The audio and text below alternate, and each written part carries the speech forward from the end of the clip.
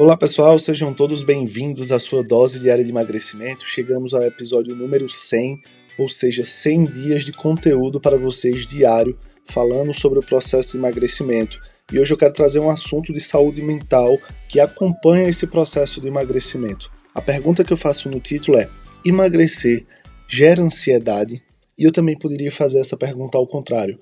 A ansiedade dificulta o emagrecimento?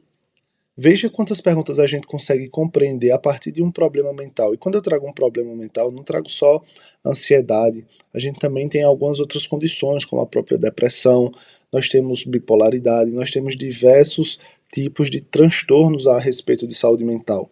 Só que eu queria focar na ansiedade, porque a ansiedade é um dos principais problemas que acontecem no meio da população, que na maioria das vezes não tem diagnóstico. A gente precisa compreender que existem dois tipos de ansiedade. Aquela ansiedade fisiológica, onde, por exemplo, imagina que você vai jogar um jogo de futebol e você fica ansioso, porque você quer esperar que chegue logo o momento que você quer jogar, e você fica apreensivo, pode dar até aquele friozinho na barriga. Isso é ansiedade fisiológica.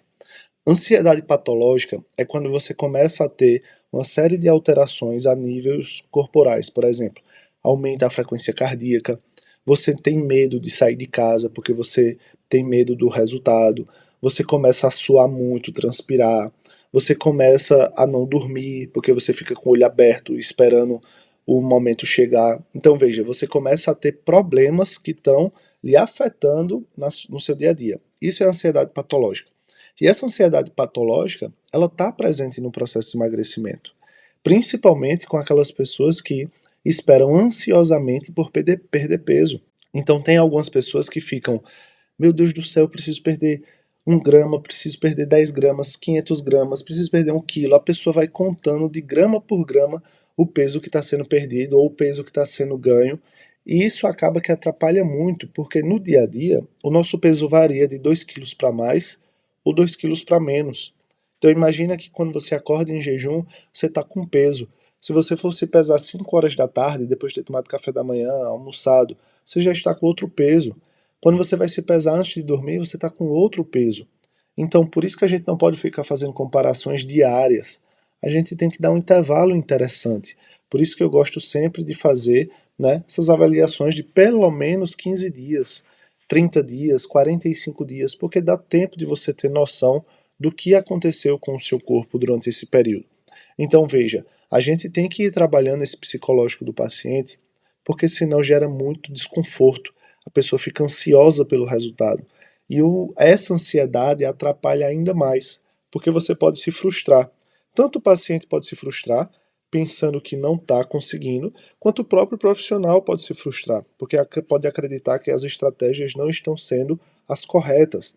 Então é preciso ter paciência, é preciso ter calma, analisar todos os pontos e o principal, em caso de ansiedade patológica, tratar a ansiedade patológica. E como é que a gente trata? Com medicamento na base primária, a depender do quadro de ansiedade, e também com acompanhamento psicológico, com terapia. Porque, veja, a ansiedade é uma desregulação a nível de neurotransmissores. Então, se a gente não consegue controlar esses neurotransmissores, essa ansiedade não vai passar. Quem é que faz esse controle principal na hora da emergência? Os medicamentos.